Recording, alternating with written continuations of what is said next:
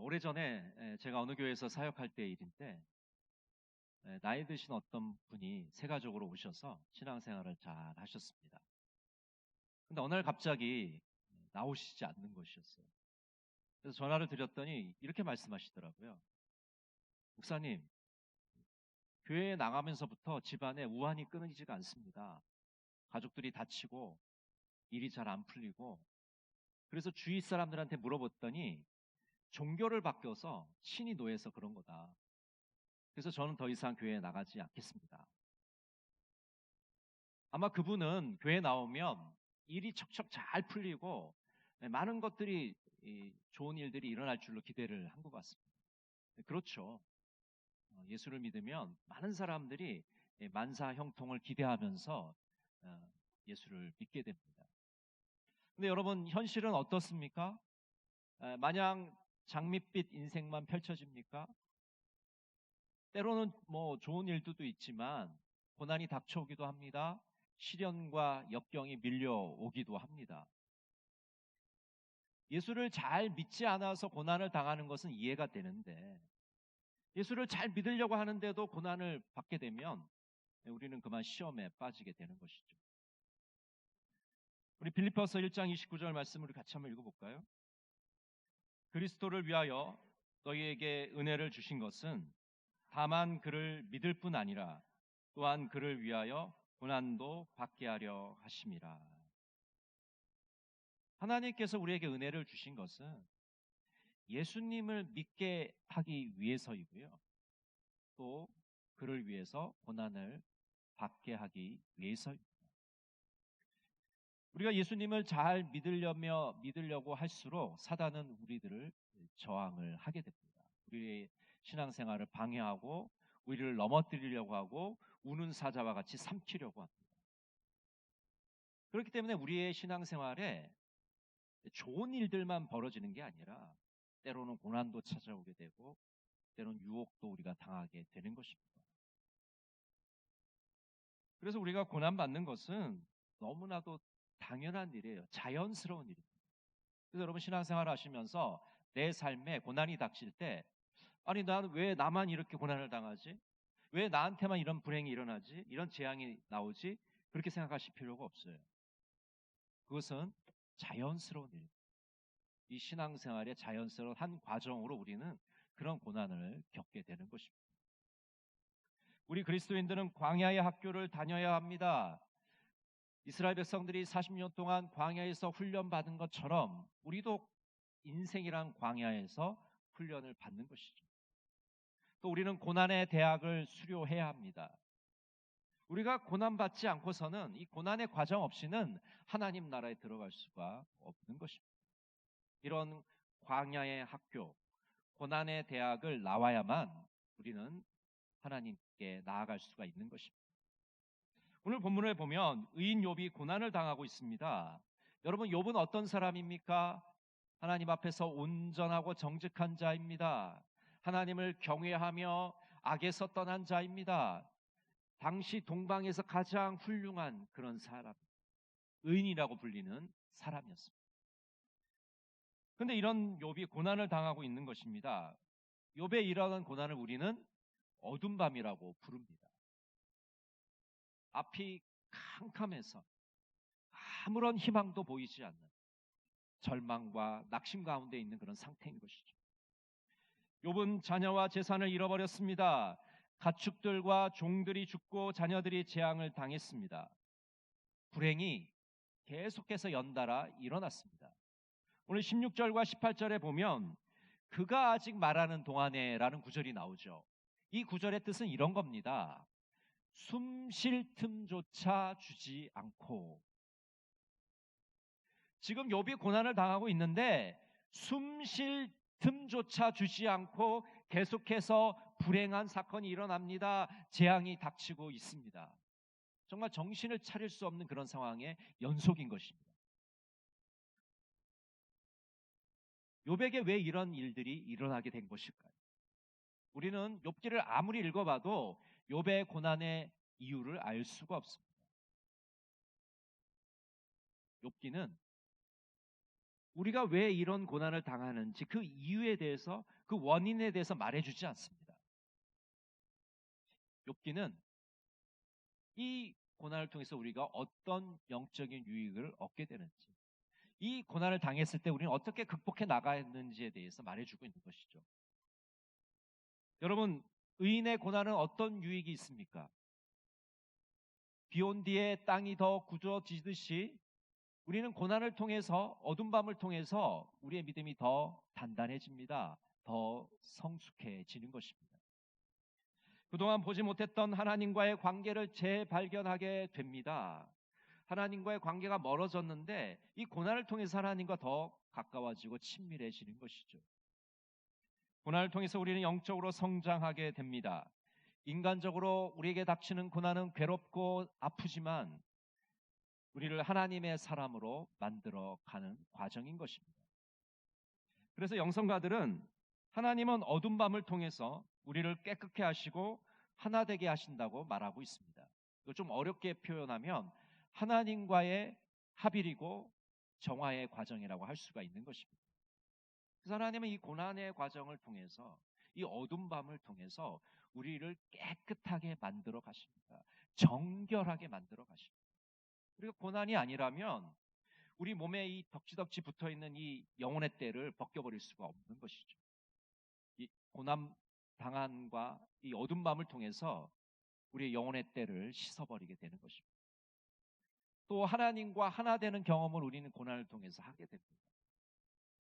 하나님의 뜻이 무엇인지, 우리 인생을 향하신 하나님의 계획이 무엇인지를 고난을 통해서 비로소 알게 되는 것이죠. 중세의 영성가인 십자가의 성요한은 이렇게 말했습니다. 어둠 밤은 영혼이 하나님을 더 가까이 할수록, 약한 탓으로 캄캄한 어둠은 더 깊어지는 것이다. 태양에 바싹 가까이 하는 자가 제 눈의 약함과 부정 탓으로 엄청난 빛을 감당하지 못하여 캄캄해지는 것이다. 우리가 하나님께 가까이 가려고 할 때 어느 순간에 캄캄함을 체험하게 됩니다. 어두워지는 것을 체험하게 돼요. 그래서 우리 눈이 약하기 때문인 것이죠. 하나님의 그 밝은 빛을 우리가 감당하지 못하기 때문에 그렇습니다. 이것은 마치 태양을 바라보는 것과 비슷합니다. 여러분, 처음에 태양을 바라볼 때 어때요? 눈이 좀 부셔서 이렇게 눈을 개슴츠레하게 뜨게 되지만 시간이 더 지나게 되면 잘 안 보여요. 그리고 나중에는 시력을 잃어버립니다. 여러분, 밝은 빛을 쳐다보고 있는데 왜 우리의 눈이 멀어집니까? 왜 보이지 않습니까? 우리의 눈이 약해서 그래요. 우리가 하나님을 가까이 하고 하나님을 잘 섬긴다고 하는데 어느 순간에 캄캄함을 경험하게 되는 거예요. 어두움을 경험하게 됩니다. 근데 이것은 하나의 과정, 신앙의 여정의 한 과정으로 흘러가게 되는 것입니다.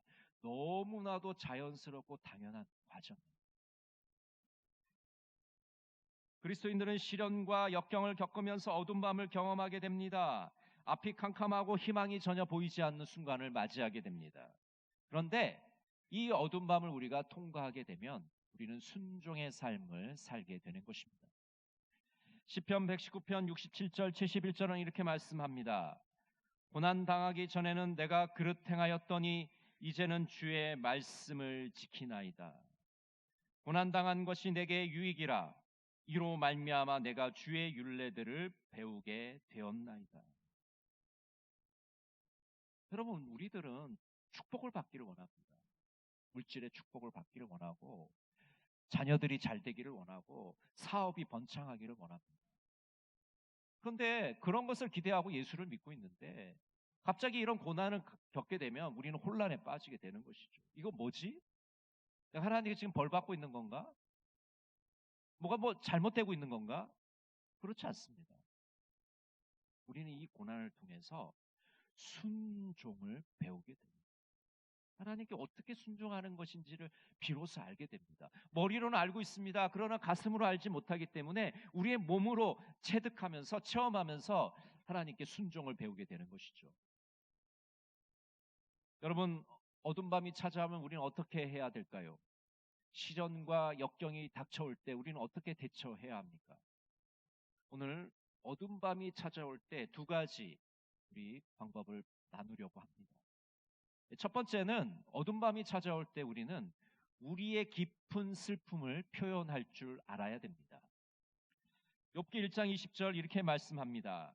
욥이 일어나 겉옷을 찢고 머리털을 밀고 땅에 엎드려 예배하며. 여러분, 욥은 갑자기 자녀들을 잃었습니다. 자신의 온 전 재산을 잃어버리게 됩니다. 그래서 욥은 옷을 찢고 머리털을 밀고 그 슬픔을 표현하고 있습니다. 그 비통함을 나타내고 있는 것이죠.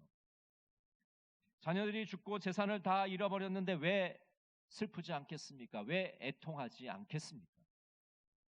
이런 상황에서 감정을 표현하는 것은 악한 일도 아닙니다. 부적지 않는 일도 아닙니다. 아주 자연스러운 일이고 당연한 일입니다. 우리 한국 사회에는 남성 콤플렉스라는 게 있어요. 그래서 어려서부터 사내 대장부가 되어라, 남자들에게 그런 얘기들을 많이 하죠. 사내 대장부가 되어야 되니까 약한 모습을 보이면 안 되고 강해져야 되고, 울면 안 된다. 울면 약해지는 거다. 근데 여러분, 사람이 무엇인가를 잃어버렸을 때, 상실했을 때, 또 사랑하는 사람을 여였을 때 슬픈 게 너무 당연해요. 근데 그 슬픔을 자연스럽게 잘 표현해야 돼요. 억누르면 안 돼요. 억누르게 되면 그것이 나중에 마음에 병이 생기게 되고 건강한 생활을 하지 못하게 됩니다. 근데 우리 한국 사회를 잘 관찰해 보면요, 남성들과 여성들에게 감정을 표현하는 것을 다르게 요구합니다. 그래서 남성들은 억누르게 만들어요. 될 수 있으면 그 상황에서 울지 않도록, 그 슬픔을 표현하지 않도록 억누르게 만들어요. 그리고 여성들에게는 더 과한 액션을 요구해요. 리액션을 요구합니다. 그래서 이만큼 슬픔을 표현하고 있는데 더 슬픔을 표현하고 요구하는 그런 경우가 많죠. 이 두 가지 경우 다 건강한 모습은 아닌 것입니다. 우리들이 슬퍼하는 것만큼 그 비통함과 애통함을 자연스럽게 건강하게 표현할 수 있어야 됩니다. 근데 우리 한국 사회가 그런 자연스럽게 건강하게 표현하는 방법을 잘 몰라요. 그래서 무조건 억누르거나 아니면 그게 터트려지거나 이렇게 되기 때문에 다른 사람들이, 주위에 있는 사람들이 굉장히 힘든 것이죠. 그 스트레스를 받게 되는 것입니다. 부드럽게 자신의 감정을 그 장소와 때에 맞게 표현하는 방법들을 배워 나가야 됩니다. 슬픔조차도 지혜롭게 표현하는 방법을 우리가 배워 나가야 되는 것이죠. 우리가 깊은 상실을 경험했다면 자신의 슬픔을 표현해야 합니다. 어떤 경우에는 통곡하기도 하고 울어야 하는 경우가 있기도 합니다. 이렇게 자신의 감정을 있는 그대로 인정하고 표현할 때 우리는 그 슬픔을 잘 이겨나갈 수가 있는 것이죠. 요즘은 사회가 복잡해지면서 많은 사람들이 정신적으로 어려움을 겪고 있습니다. 그래서 상담가를 찾아가거나 정신과 의사를 찾아가는 일이 점점 많아지고 있습니다. 근데 우리 교회 안에도 살펴보면요, 내가 믿을 수 있는 사람 한두 명은 다 있어요. 그 사람에게 가서 내 아픔을 털어놓고 내 슬픔에 대해서 이야기할 수 있다면 우리 안에서 자연스럽게 회복과 치유가 일어나게 됩니다. 상대방이 나에게 무슨 지혜로운 조언을 해주지 않아도 됩니다.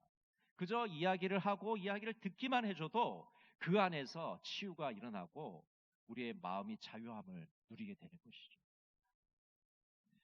웨인 올츠는 이렇게 말했습니다.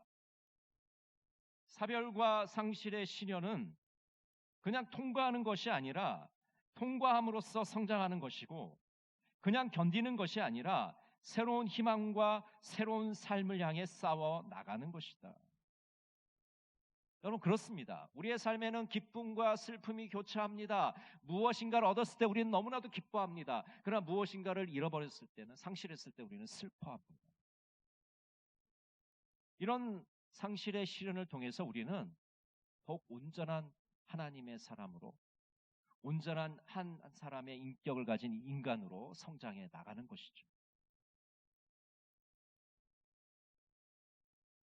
그래서 예수를 믿으면서 계속 축복하고 번창하는 일, 아니면 계속 시련만 당해야 되는 것은 아니고, 이런 일들이 번갈아 우리 삶에서 일어나면서 우리는 하나님이 원하시는 온전한 사람으로, 성숙한 사람으로 만들어지고 다듬어져 가는 것입니다. 여러분, 어둠 밤이 찾아오면 상실에 대해서 슬퍼하고 애도하시기를 바랍니다.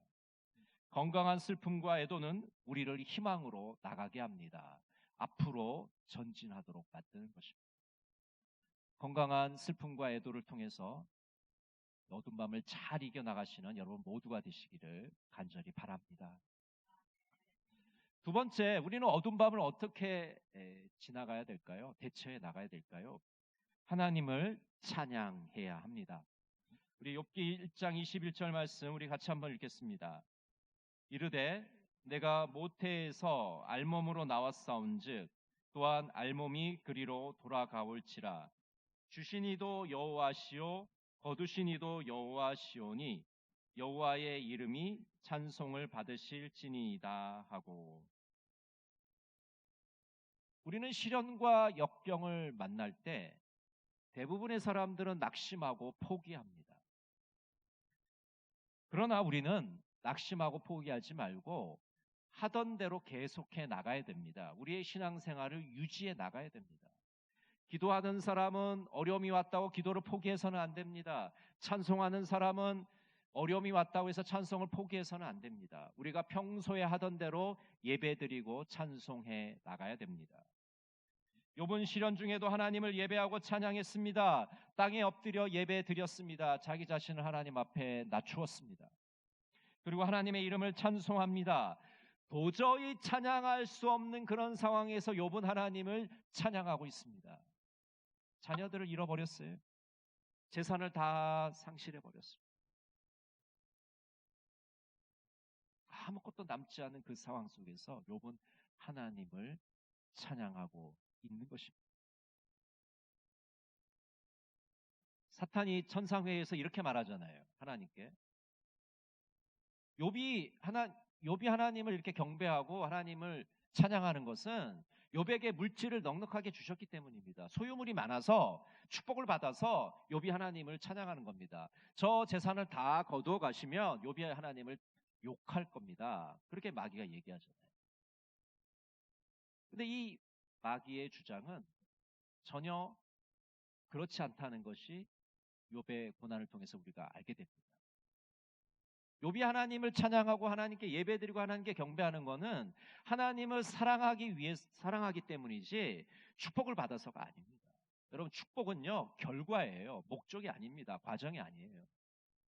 하나님을 잘 섬기는 사람에게 주시는 축복이죠. 그건 결과입니다. 목적이 아니라니까요.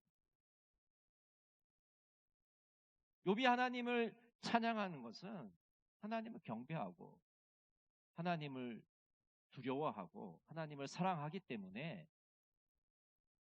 하나님을 찬양하고 있는 것이죠. 그러니까 재산을 다 걷어가셔도 자녀들을 다 데리고 가셔도 욥은 하나님을 찬양할 수 있고 예배할 수 있습니다. 우리가 축복받기 위해서 예수를 믿는다고 한다면 축복을 걷어가시면 우리 예수를 안 믿어야 되잖아요. 교회 그만 다녀야 돼. 신앙생활 그만둬야 되지 않겠습니까? 고난이 찾아오는 순간 제가 좀 전에 말했던 그분처럼 신앙생활 접어야 되지 않겠습니까? 만사 형통해야 예수 믿는 거 아니에요. 근데 그렇지 않아요. 우리가 하나님께 예배드리는 이유는, 찬양하는 이유는 하나님이 찬양받기에 합당하신 분이기 때문에 우리가 찬양을 드리는 겁니다. 우리가 뭐 재산이 많건 적건 지금 행복하건 안 하건 그건 별 상관이 없습니다. 우리의 상황과 조건에 따라서 하나님을 찬양하는 게 아니거든요. 계시록 4장 11절은 이렇게 말씀합니다. 우리 주 하나님이여 영광과 존귀와 권능을 받으시는 것이 합당하오니 주께서 만물을 지으신지라 만물이 주의 뜻대로 있었고 또 지으심을 받았나이다 하더라. 하나님께서 우리에게 무엇인가를 주셨기 때문에 우리가 하나님을 찬양하는 것이 아니라 하나님은 찬양받기에 합당하신 분이기 때문에 우리는 하나님께 찬양을 드리는 것입니다. 욥은 고난의 한가운데서도 하나님을 찬양하고 있습니다. 자신에게 있는 모든 것이 하나님께로부터 왔음을 고백하고 있습니다. 하나님께서 인생의 근원 되심을 인정하고 있습니다. 인생들에게 자녀와 물질을 주시는 분임을 찬송하고 있습니다. 하나님께서 모든 것을 주셨기 때문에 모든 것을 거두어 가실 수 있다고 욥은 인정하고 있는 것이죠. 욥은 하나님의 주권을 인정하고 원망하지 않습니다. 오늘 22절 말씀에 이렇게 되어 있습니다. 이 모든 일에 욥이 범죄하지 아니하고 하나님을 향하여 원망하지 아니하니라. 여러분, 이 비극적인 상황 가운데 어떻게 욥은 원망하지 않을 수 있었을까요? 그것은 그 절망과 그 어둠 속에서 하나님의 소망을 보았기 때문입니다. 희망을 간직했기 때문입니다. 그 앞이 캄캄한 그 어두운 밤 속에서 저 멀리 밝아오는 빛을 보았기 때문입니다. 그래서 욥은 다음과 같은 명제를 믿었기 때문에 그는 원망하지 않을 수 있었던 것입니다. 한번 따라해 보실까요? 하나님을 잃지 않는다면 아무것도 잃지 않은 것이다. 다시 한번 해볼까요? 하나님을 잃지 않는다면 아무것도 잃지 않은 것이다.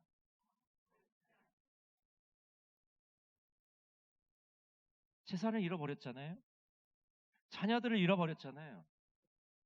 근데 욥은 하나님을 내가 잃어버리지 않았다면 아무것도 잃지 않은 것입니다라는 그런 믿음을 가지고 있었기 때문에 하나님의 소망을 붙잡을 수 있었던 것이죠.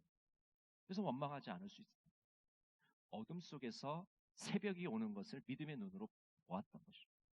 낙심 가운데서 하나님의 소망을 봤습니다. 절망 가운데 희망을 보았던 것입니다.